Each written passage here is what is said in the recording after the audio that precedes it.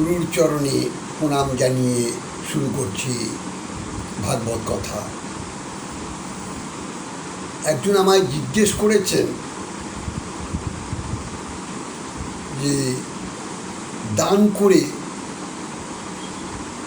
আমরা অনেক সময় নিজে দান করেছি এটা প্রচার করতে চাই, এটা কি বাবা ঠিক? তো আমি বলছি প্রশ্নটি খুব সুন্দর, কারণ কাউকে কিছু দান করে বা আপনি মঠ মন্দির যেখানেই আপনি দান করে সেটাকে প্রকাশ করা, জাহির করা, এটা ঠিক নয়।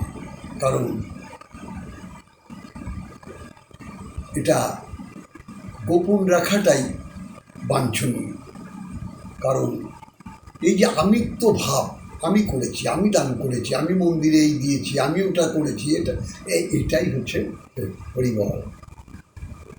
এটা সঠিক নয়, কারণ এতে আত্ম অহংকার প্রকাশ পায়। তাই কখনো দান করুন আপনার,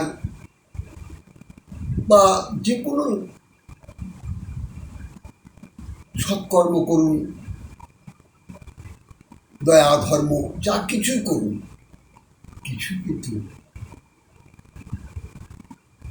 যতটা পারা যাবে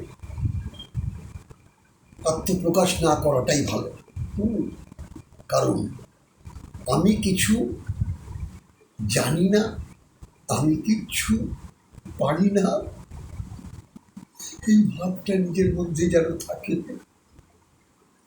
আপনার জ্ঞান আছে, অনেক জ্ঞান, কিন্তু আপনি এমনভাবে অহংকার করবেন না যে আপনি বিশাল পণ্ডিত।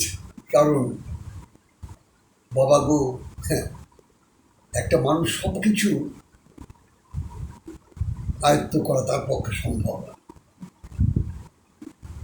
18 পুরাণ, হাজার হাজার গ্রন্থ, লক্ষ লক্ষ গ্রন্থ,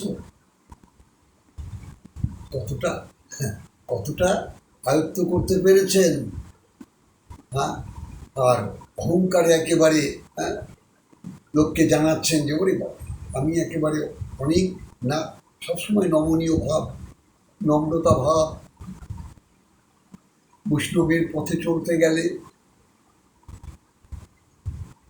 নিজেকে হীন ভাবাটাই একমাত্র লক্ষ্য থাকা উচিত।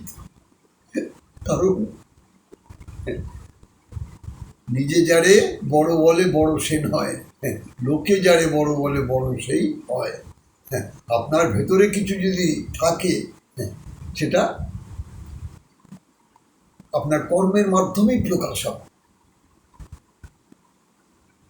তার জন্যে নিজেকে জাহির করে লোকের কাছে বলার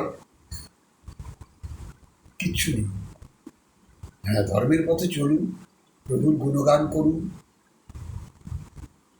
প্রভুই আপনাকে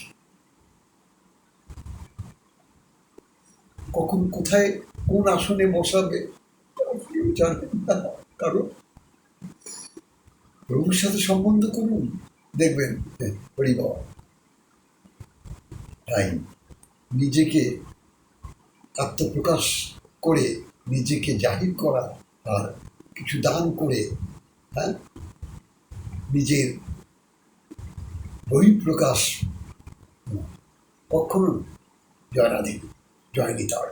আপনারা ভালো থাকুন, মঙ্গলে থাকুন, আর কৃষ্ণ নাম গুণগান করুন। জয় রাধে।